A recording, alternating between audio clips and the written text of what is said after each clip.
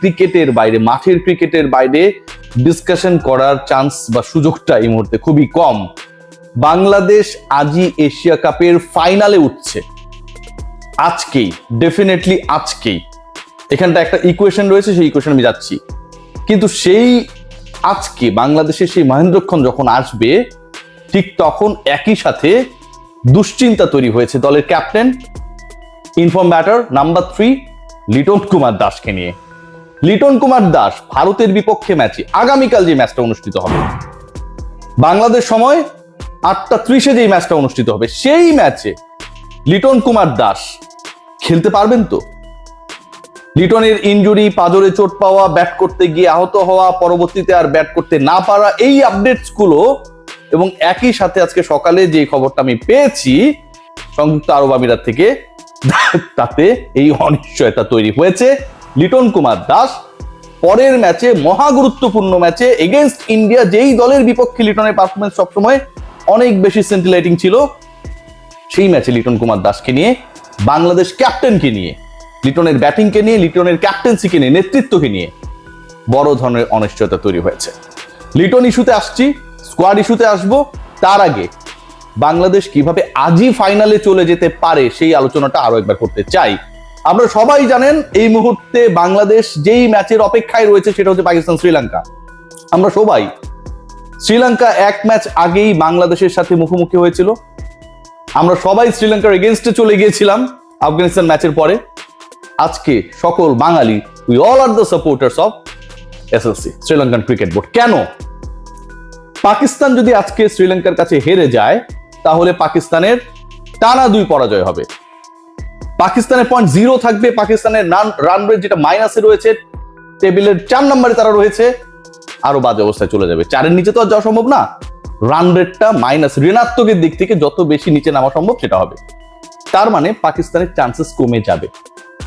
শ্রীলঙ্কা যদি জিতে যায়, শ্রীলঙ্কার 2 পয়েন্ট হবে, বাকি থাকবে 1 ম্যাচ, সেই একটা ম্যাচ তারা খেলবে ভারতের বিপক্ষে। আপনি যদি বাজি লাগেন, আপনি যদি চিন্তা করেন, পরিকল্পনা করেন, যে কোনো ধরনের হাইপোথিসিস দাঁড় করান, 28 তারিখে ভারত এবং শ্রীলঙ্কা, দুঃখিত 28 তারিখ না, 26 তারিখে ভারত এবং শ্রীলঙ্কা যখন মুখোমুখি হবে, সেই ম্যাচে undoubtedly favourite team is India. Bharat কখনোই শ্রীলঙ্কার বিপক্ষে হারতে চাইবে না, ভারত কখনোই এটা চাইবে না যে অন্য যে কোনো দলের তুলনায় শ্রীলঙ্কা ফাইনালে তাদের প্রতিদ্বন্দ্বী হোক। খুবই কমন সেন্স। ওই ম্যাচে শ্রীলঙ্কা হেরে গেলে তাদের পয়েন্ট 2 থাকবে। বাংলাদেশের সুযোগটা ঠিক এখানটায় তৈরি হচ্ছে। Already Bangladesh, they are sitting on 2। Bangladesh একটাই ম্যাচ খেলেছে, বাকি 2 ম্যাচ, একটা ইন্ডিয়ার বিপক্ষে কাল, তারপর দিন পাকিস্তানের এগেইনস্টে। ভেবে দেখুন একবার, ব্যাক টু ব্যাক 2 ম্যাচের মধ্যে বাংলাদেশ একটা ম্যাচে জিতলেই ফাইনালে চলে যাবে। যদি নাও জেতে, আজকে পাকিস্তান হেরে গেলে তাদের আর 2-এর বেশি পয়েন্ট করার সুযোগ নেই, বাংলাদেশকে যদি তারা 25 তারিখে হারিয়েও দেয়। আর শ্রীলঙ্কারও 4 হওয়ার সম্ভাবনা খুবই কম, কারণ লাস্ট ম্যাচটা তাদের ভারতের বিপক্ষে। সো 3 দলেরই যখন 2 পয়েন্ট হবে, বাংলাদেশ যেহেতু 2 পয়েন্ট নিয়ে এই মুহূর্তে ধনাত্মক রান রেটে রয়েছে, পজিটিভ রান রেটে রয়েছে, বাকিরা পরাজয় রেজিস্টার করার পরও বাংলাদেশকে রান রেটের হিসাবে টপকে যাবে, এটা কিন্তু তাদের জন্য ডিফিকাল্ট। সো একটা জয় নিয়েও বাংলাদেশ ফাইনালে যেতে পারে আজকে যদি শ্রীলঙ্কা পাকিস্তানকে হারিয়ে দেয়। এই ইকুয়েশনে আমাদের সবার সাপোর্ট থাকবে। আজকের এই ম্যাচটা খুবই গুরুত্বপূর্ণ, বাংলাদেশ ভারত ম্যাচের থেকে এটা বেশি গুরুত্বপূর্ণ, কারণ বাংলাদেশ ভারত ম্যাচে নিশ্চয়তা অনিশ্চয়তা থাকবে। আজকের ম্যাচে যদি শ্রীলঙ্কা জিতে যায়, খেয়াল করে দেখুন, বাংলাদেশ ফাইনালে যে 1 পা দিয়ে রেখেছে সেটা 1.5 পায়ে পরিণত হবে। লিটন কুমার দাসকে যে টেনশন, যে ইনজুরি ইস্যু তৈরি হয়েছে, এটা সবচেয়ে বেশি ভাবাচ্ছে বাংলাদেশ দলকে এই মুহূর্তে। ভারতের বিপক্ষে ম্যাচ, বাংলাদেশ সর্বশক্তি দিয়ে লড়বে, জয়ের লক্ষ্যেই লড়বে, এবং সবচেয়ে গুরুত্বপূর্ণ ব্যাপার যেটা, বাংলাদেশ যদি পরাজিত হয়, রান রেটের ইকুয়েশনটা যেন বাংলাদেশের এগেইনস্টে খুব বেশি না যায়, এটা মাথায় রাখতে হবে। সো ওই জায়গায় আপনি আপনার দলের সবশেষ 3টা সিরিজের মধ্যে 2টাতে টুর্নামেন্টের সেরা ক্রিকেটার, অসাধারণ ক্যাপ্টেন্সি করা লিটন কুমার দাস, টস ডিসিশন নিয়ে কিছু ভুলভাল হয়েছিল, আমরা সমালোচনা করেছিলাম, but end of the day Liton Kumar দাসের ক্যাপ্টেন্সি এক কথায় বাংলাদেশের T20 ক্রিকেটের ইতিহাসে দি বেস্ট বলতেই হবে ভাই।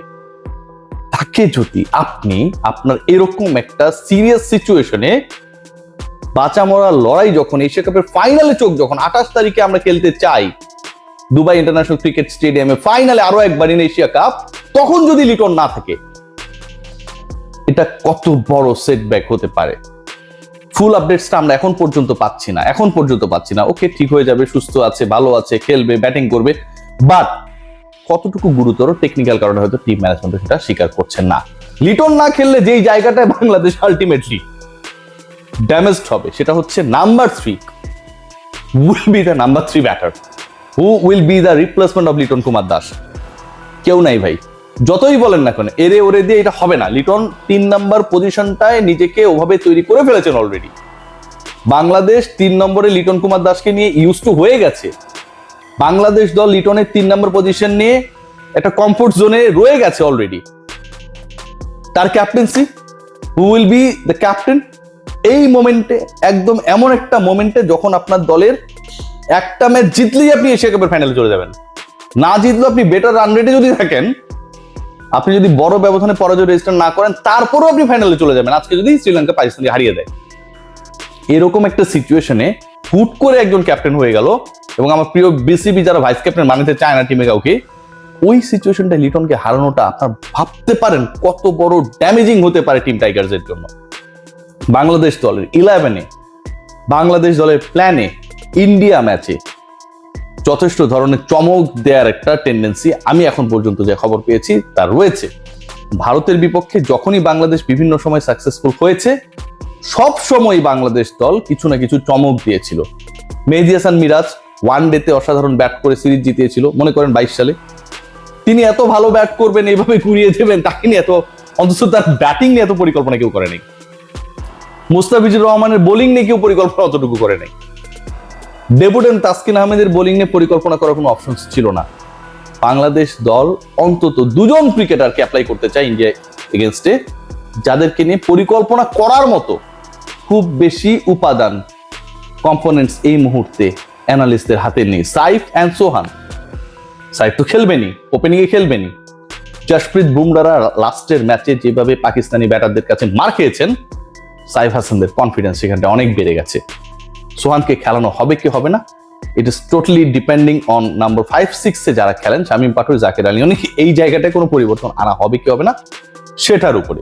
তবে most important part is that the upcoming match, একটু পরে যেই ম্যাচটা শুরু হবে শ্রীলঙ্কা এন্ড পাকিস্তানের মধ্যে, এই ম্যাচের রেজাল্ট, এই ম্যাচের ফলাফল, এই ম্যাচে শ্রীলঙ্কার জয়, বিশ্বাস করুন বাংলাদেশকে ক্লিয়ারলি ফাইনালের পথে দারুণভাবে এগিয়ে নেবে।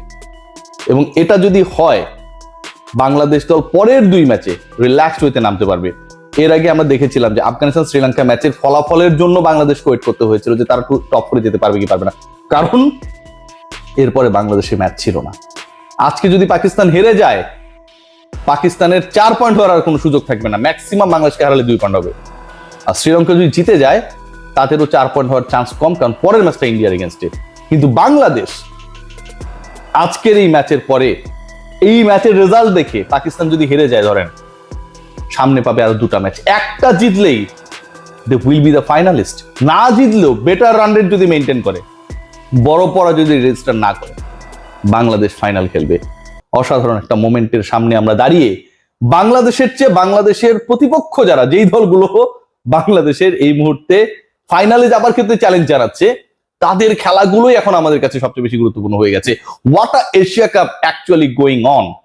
এরকম এশিয়া কাপ, এরকম টুর্নামেন্ট, বাংলাদেশে এরকম পারফরমেন্স আমরা সকল টুর্নামেন্টে চাই। সবাই ভালো থাকবেন, take great care, good luck for Bangladesh, and definitely we all are Sri Lankan for today.